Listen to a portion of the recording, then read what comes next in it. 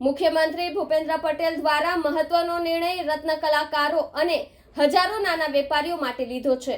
હીરા ઉદ્યોગના રત્ન કલાકારો અને ઉદ્યોગોની સ્થિરતા માટે આર્થિક એકમ જાળવવા માટે એક સહાય પેકેજ મુખ્યમંત્રીના માર્ગદર્શનમાં તૈયાર કરવામાં આવ્યું છે। અસરગ્રસ્ત રત્ન કલાકારો સૂક્ષ્મ એકમોને રાહત આપવાનો મહત્વનો નિર્ણય કરાયો છે। હીરા ઉદ્યોગ વેપારીઓ અને કારખાનેદારો અને રત્ન કલાકારો માટે રજૂઆત થઈ હતી। મુખ્યમંત્રીની અધ્યક્ષતામાં એક કમિટી બનાવવામાં આવી હતી। હીરા ઉદ્યોગ જોડે જોડાયેલા સૌ સંગઠનો, નાના વેપારીઓ, મધ્યમ વેપારીઓ અને અલગ અલગ તેમના વેપારીઓ જોડે વિવિધ ક્ષેત્રના રત્ન કલાકારોના એસોસિએશન જોડે ચર્ચાઓ બાદ એક નિર્ણય લેવાયો છે। મુખ્યમંત્રી ભૂપેન્દ્ર પટેલ દ્વારા મહત્વનો નિર્ણય કલાકારો અને હજારો નાના વેપારીઓ માટે લીધો છે। હીરા ઉદ્યોગના રત્ન કલાકારો અને ઉદ્યોગોની સ્થિરતા અને આર્થિક એકમ જાળવવા માટે એક સહાય પેકેજ મુખ્યમંત્રીના માર્ગદર્શનમાં તૈયાર કરવામાં આવ્યું છે। અસરગ્રસ્ત રત્ન કલાકારો સૂક્ષ્મ એકમોને રાહત આપવાનું મહત્વનું કાર્ય કર્યું છે। અસરગ્રસ્ત બાળકો શિક્ષણથી વંચિત ન રહે તે માટે 1 વર્ષ માટે તેમની શાળાની ફી રાજ્ય સરકાર દ્વારા ચૂકવવામાં આવશે। હીરા ઉદ્યોગોને એકમોનો ટર્ન લોન પર 5 લાખની ઉપર 9% દરે 3 વર્ષ સુધી વ્યાજ સહાય આપવામાં આવશે। તેમજ ઇલેક્ટ્રિસિટી ડ્યુટીમાં 1 વર્ષ માટે મુક્તિ આપવાનો નિર્ણય કરાયો છે। આ માટેના નિર્ણય બનાવવામાં આવ્યા છે અને કમિટી પણ બનાવવામાં આવી છે। 31/3/24 પછી છેલ્લે કામ ન મળ્યું હોય, જેમને નોકરી ન મળી હોય, જેમને હીરા કારખાનામાંથી છૂટા કર્યા હોય, આવા કોઈ પણ હીરાના કારખાનામાં 3 વર્ષ કામગીરી કરી હોય એવી કામગીરી કરી હોવી જોઈએ। ડાયરેક્ટ બેંક ટ્રાન્સફરના માધ્યમથી ચૂકવવામાં આવશે। નાના કારખાનાઓમાં 2.5 કરોડથી ઓછાનું ઇન્વેસ્ટમેન્ટ હોય એવા કારખાનાઓમાં 2022-23, 23-24 અને 24-25 હીરાના વ્યવસાય સાથે સંકળાયેલા હોવા જોઈએ। એકમો 31/3/25 પહેલાં રજીસ્ટ્રેશન હોય તેવા એકમોને લાભ મળશે। સ્કૂલ ફીસ માટે 1 વર્ષનું પેકેજ જાહેર કરવામાં આવ્યું છે। રત્ન કલાકારોએ આપઘાત કર્યા છે તેમની પણ એક ચોક્કસ યાદી બનાવવા માટે કહ્યું છે અને યાદી મુજબ તેમને પણ સહાય કરવાની તૈયારી ચાલી રહી છે। સંપૂર્ણ બેરોજગાર હોય એના માટે જ આ માત્ર યોજના છે। આજે ભારતીય જનતા પાર્ટીની ભૂપેન્દ્રભાઈ પટેલના મુખ્યમંત્રી શ્રીના માર્ગદર્શનમાં ગુજરાત સરકાર દ્વારા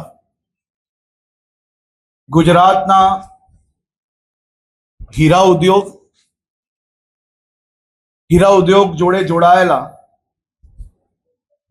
લાખો રત્ન કલાકારો,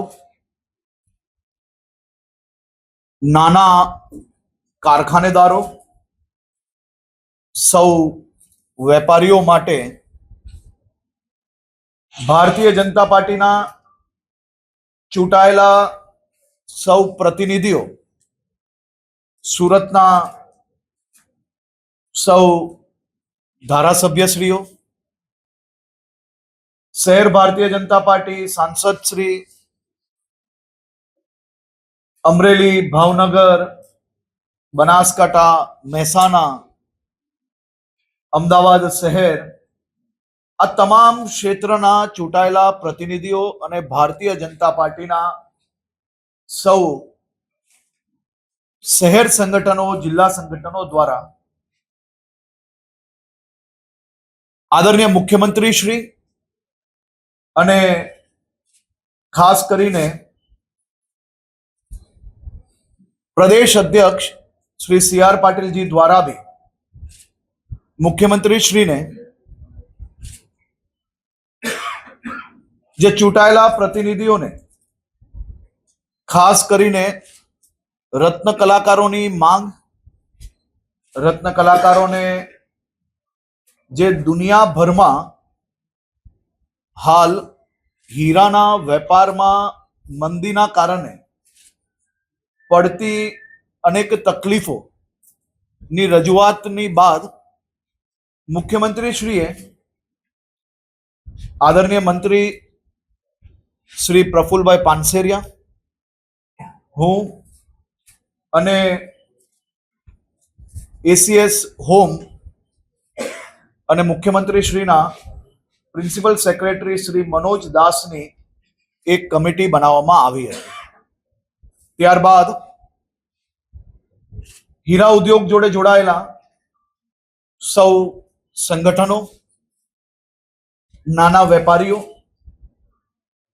મધ્યમ વેપારીઓ અને અલગ અલગ સ્તરના વેપારીઓ જોડે અને ખાસ કરીને વિવિધ ક્ષેત્રના રત્ન કલાકારોના જે એસોસિએશનો છે તેમની જોડે ચર્ચાઓ બાદ મુખ્યમંત્રી શ્રી ભૂપેન્દ્રભાઈ પટેલે એક ખૂબ જ મહત્વનો નિર્ણય આ લાખો રત્ન કલાકારો અને હજારો નાના વેપારીઓ માટે લીધો છે. રાજ્યના હીરા ઉદ્યોગના કલાકારો અને એકમોને આર્થિક રાહત પૂરી પાડવા અને ઉદ્યોગોની સ્થિરતા જાળવવા માટે એક સહાય પેકેજ મુખ્યમંત્રી શ્રી ભૂપેન્દ્રભાઈ પટેલના માર્ગદર્શનમાં તૈયાર કરવામાં આવ્યું છે.